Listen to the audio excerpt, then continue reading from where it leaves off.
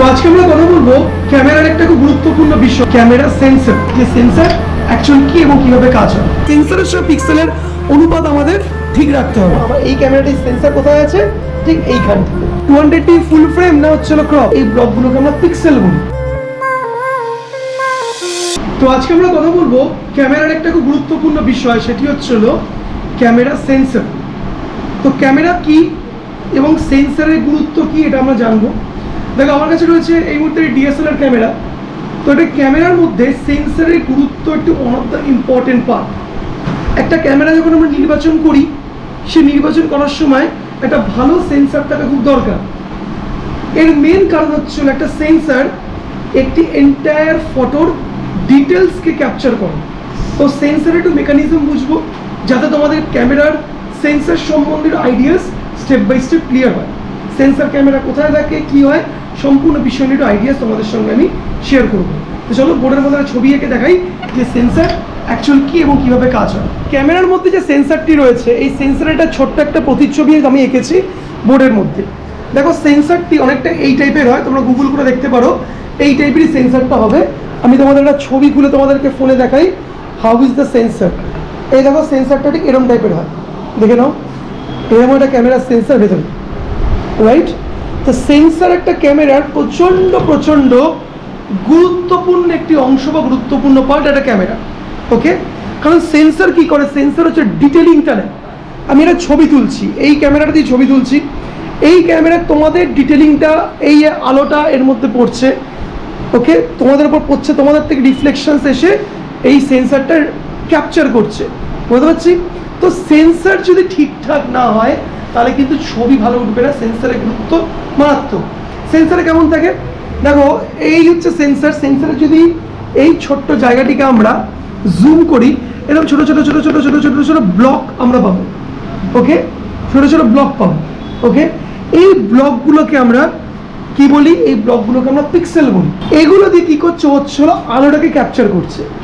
তো এই যে এই ব্লকগুলো যত বড় বড় হবে এবং যত সংখ্যায় বেশি হবে, তত ছবির ডিটেলস বেশি আসবে, ভালো আসবে। তাহলে সেন্সরের সাইজ যত বড় হবে, তত বেশি এই ইউনিটগুলো পাবো, তত বেশি আমি ছবি আমার ভালো ডিটেল আসবে। তাহলে এইটা আমরা বুঝলাম, সেন্সর ছোট হলে ডিটেলস কম, কারণ এই ইউনিট কম থাকছে। সেন্সর বড় হলে ছবির কোয়ালিটি বেশি বেটার, ইউনিট আমাদের কি হচ্ছে, আমাদের মানে সংখ্যা যেহেতু কমে যাচ্ছে, তা কোয়ালিটি ডিটেলস ভালো পাবো না। এখান থেকে তোমরা যে শুনেছো না যে full body sensor, crop sensor, এই টার্মসগুলো শুনেছো, ক্রপ।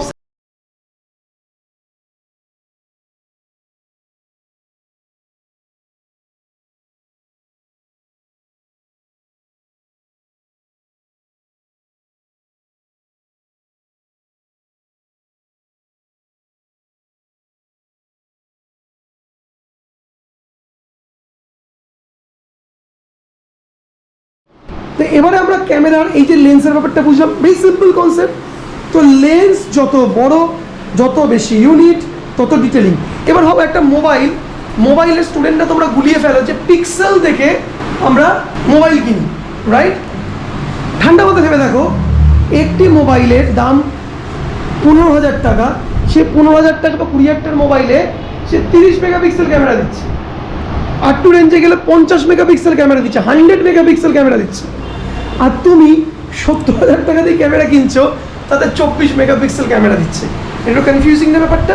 এটা এখান থেকে সেন্সরের বিষয়ে আমি বোঝাচ্ছি। কিন্তু সেন্সর তাহলে আমরা কি বুঝলাম, সেন্সর যত বেশি বড় হবে তত ছবি ডিটেলিং ভালো আসবে।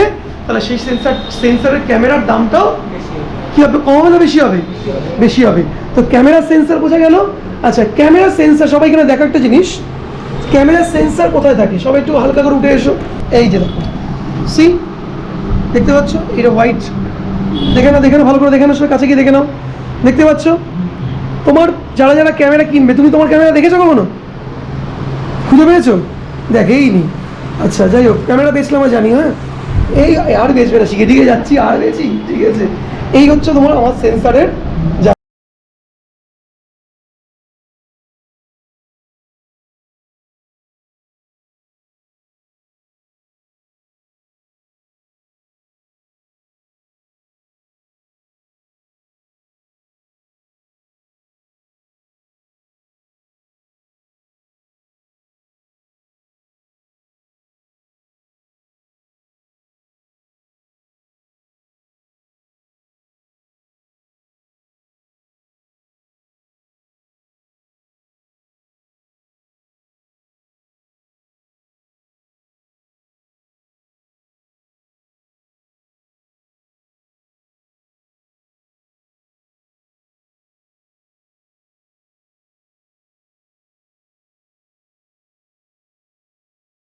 একটি লেন্সের উপর